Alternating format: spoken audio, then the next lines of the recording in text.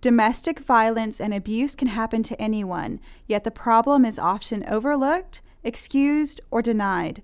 Noticing and acknowledging the signs of abuse is the first step to ending it. Sexual assault is any type of sexual contact or behavior that occurs without the explicit consent of the recipient, such as forced sexual intercourse, forcible sodomy, child molestation, incest, fondling, and attempted rape.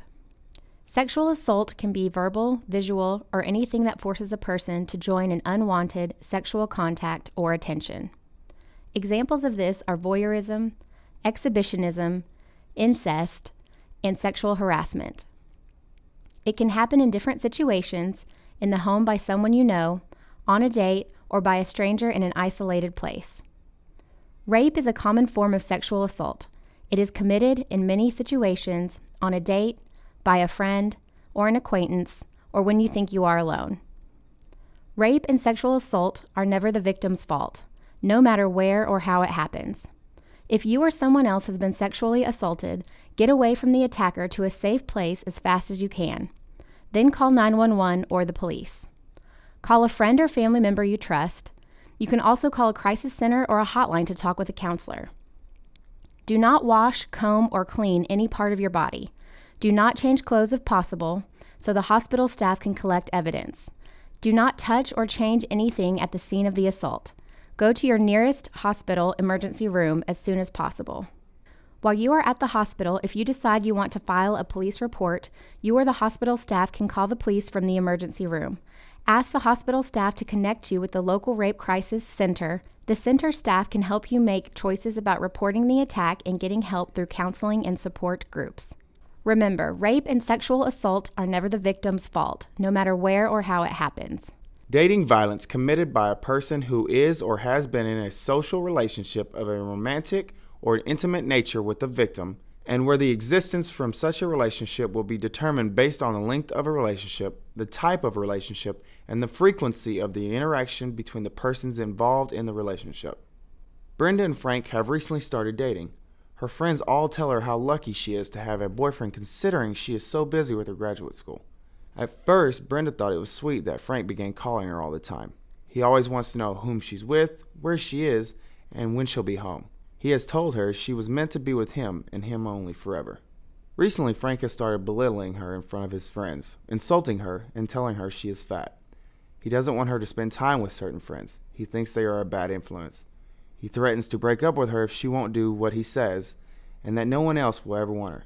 Brenda wants to make Frank happy. In fact, she'll do anything to keep her boyfriend. She thinks this is what being in a relationship is all about. No one should live in fear of the person they love. If you recognize yourself or someone you know in a similar relationship as Brenda, reach out. There is help available. Domestic violence includes crimes by current or former spouse of a victim, by a person with whom the victim shares a child in common, or by a person who is cohabitating with or has cohabitated with the victim as a spouse. Domestic violence can also be committed by a person similarly situated to a spouse of a victim or an adult or youth victim under the domestic or family violence laws. Domestic violence can be physical, sexual, emotional, economic, or psychological actions or threats of actions that influence another person. This includes any behaviors that intimidate, manipulate, humiliate, isolate, frighten, coerce, threaten, blame, hurt, injure, and wound someone. Stalking is engaging in a course or conduct directed at a specific person that may cause a reasonable person to fear for his or her safety or the safety of others, or to suffer substantial emotional distress. A man meets a woman through a group class project. The group members exchange phone numbers and the woman calls the man. At first, it is for help with assignments. As the semester goes on, she asks him out again, and again refusing to take no for an answer. He tells her repeatedly that he has no romantic interest in her, but she persists in her unwanted behavior. She calls him many times despite his request that she leave him alone. During class, she watches him and tells him not to talk to other group members because she can't stand to see him talking to other people. "If I ever see you with someone else, I don't know what I'll do," she threatens him. If the behavior is persistent and clearly unwanted, causing you fear, harassment, or anxiety, then it is stalking and you should not have to live with it. Consent is words or actions that show an active knowing and voluntary agreement to engage in mutually agreed upon sexual activity.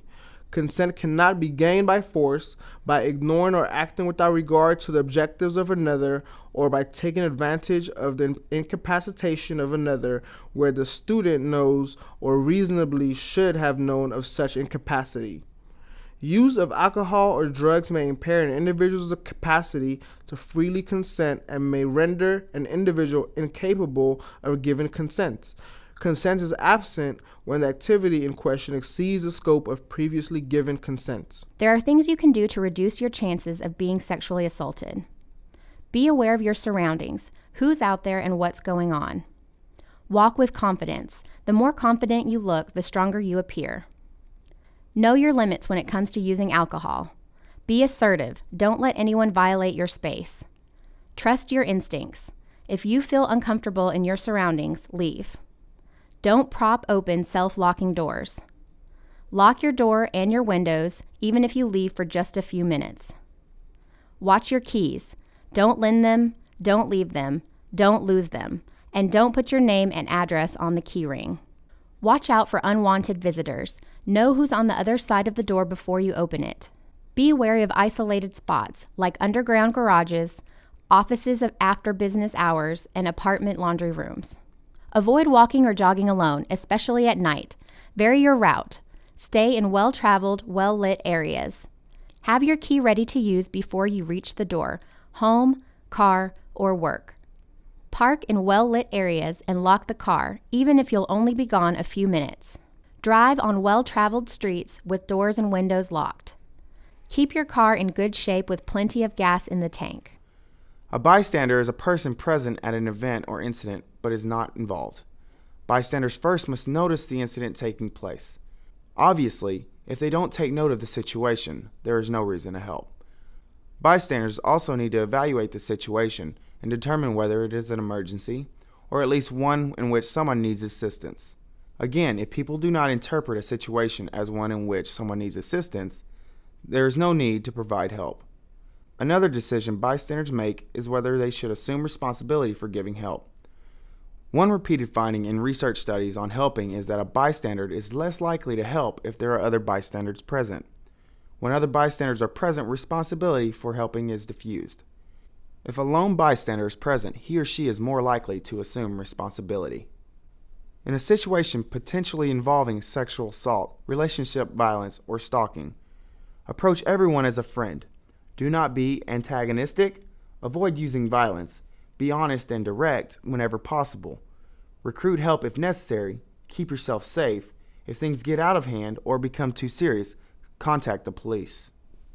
The College of William and Mary put together a playbook of advice for bystander intervention. These tips may be useful. Step in and separate two people. Let them know your concerns and reasons for intervening. Be a friend and let them know you are acting in their best interests. Make sure each person makes it home safely. Use a distraction to redirect the focus somewhere else. Hey, I need to talk to you. Or hey, this party is lame. Let's go somewhere else. Evaluate the situation and people involved to determine your best move. You could directly intervene yourself or alert friends of each person to come in and help. If the person reacts badly, try a different approach. Recruit the help of friends of both people to step in as a group. Divert the attention of one person away from the other. Have someone standing by to redirect the other person's focus. Commit a party foul if you need to. If you or someone you know is a victim of stalking or dating, domestic or sexual violence, or if you witness an act of violence taking place, there are ways to step in to stop these terrible actions. Remember, rape, sexual assault, and physical abuse are never the victim's fault, no matter where or how it happens. Your campus administrators, area police, and community resources are available to help you. Together, we can stop these acts of abuse.